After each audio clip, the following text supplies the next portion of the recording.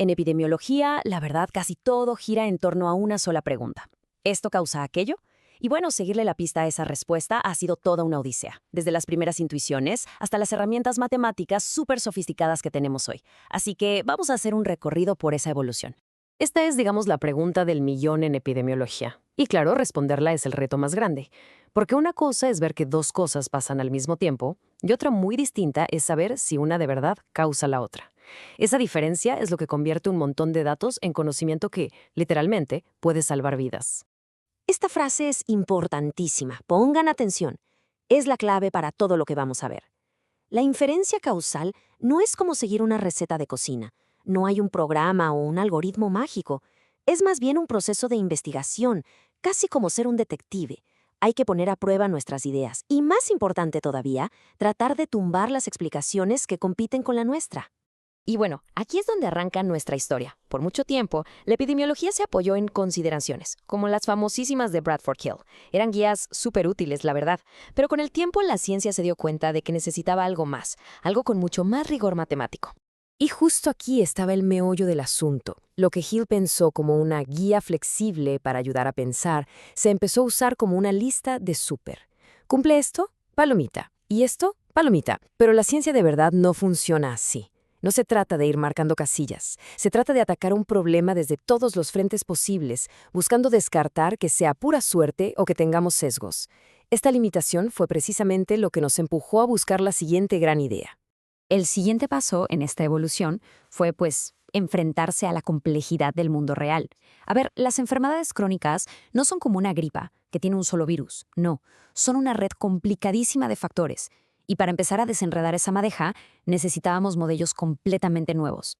Aquí podemos ver la diferencia. A la izquierda está la clásica tríade ecológica, agente, huésped, ambiente. Súper simple, directa, perfecta para una enfermedad infecciosa. Pero si pensamos en algo como una enfermedad del corazón, la cosa se parece mucho más a la red causal de la derecha.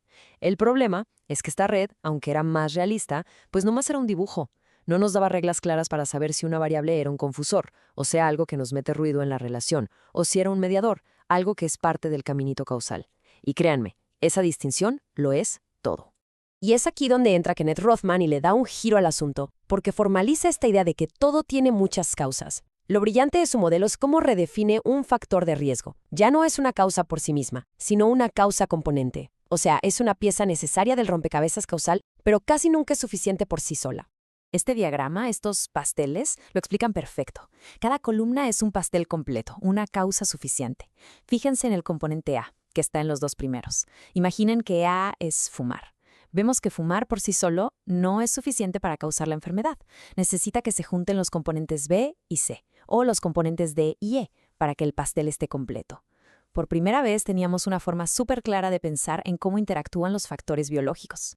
A pesar de lo útiles que eran estos modelos conceptuales, les faltaba algo, un lenguaje matemático para poder probarlos de verdad. Había demasiada ambigüedad. Y aquí es donde la epidemiología da su salto más grande hacia el rigor formal que tiene hoy. Esta es la mera revolución. El marco contrafáctico nos fuerza a hacernos una pregunta que suena a ciencia ficción.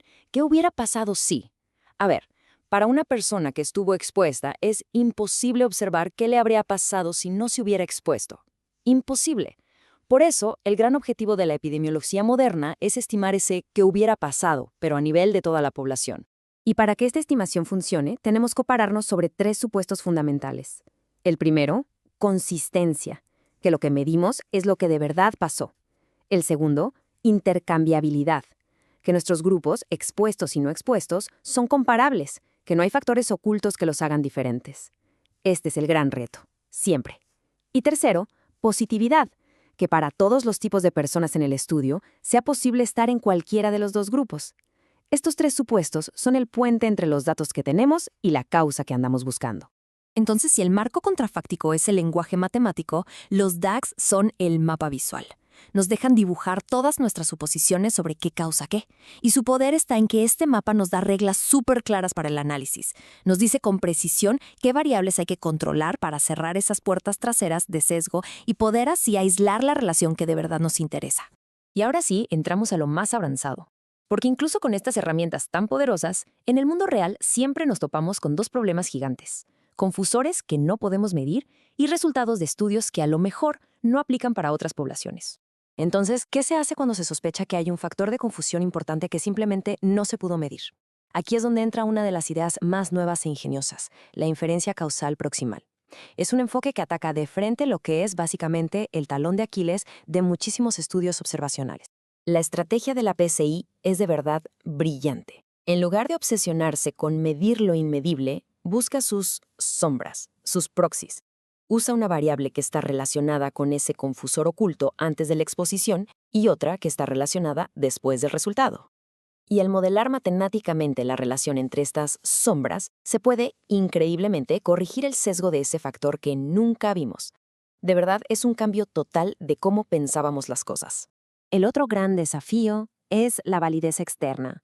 O sea, tenemos un resultado increíble de un ensayo clínico aleatorizado, pero ¿eso funciona para la población general, para la gente de a pie? Bueno, para eso se están desarrollando los métodos de transporte de inferencias. El problema de siempre era este. La gente que participa en un ensayo clínico no es igual a la gente de afuera. Entonces, ¿cómo podemos generalizar esos resultados? Pues la sorpresa es que hay nuevos métodos que nos permitan transportar matemáticamente los hallazgos de ese ensayo súper controlado a la población general, incluso tomando en cuenta esas diferencias. Esto es importantísimo porque significa que podemos sacarle mucho más jugo a la evidencia de nuestros estudios más rigurosos. Y con esto llegamos a la síntesis. El que todos estos marcos existan al mismo tiempo no es una debilidad, al contrario, es una señal de que la disciplina ha madurado muchísimo. El chiste no es casarse con un solo método, sino saber cuándo y para qué sirve cada herramienta. Y aquí tenemos la caja de herramientas completa. Empezamos con modelos como el de Rothman para pensar en la biología del problema. Luego, usamos los DAGs para dibujar nuestro plan de batalla y no caer en sesgos. Definimos qué queremos medir con la precisión matemática de los contrafácticos.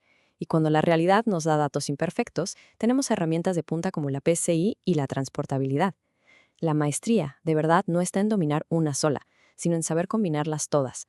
Y así cerramos el círculo y volvemos al principio. La inferencia causal no es un algoritmo que se aplica a ciegas, es un juicio científico.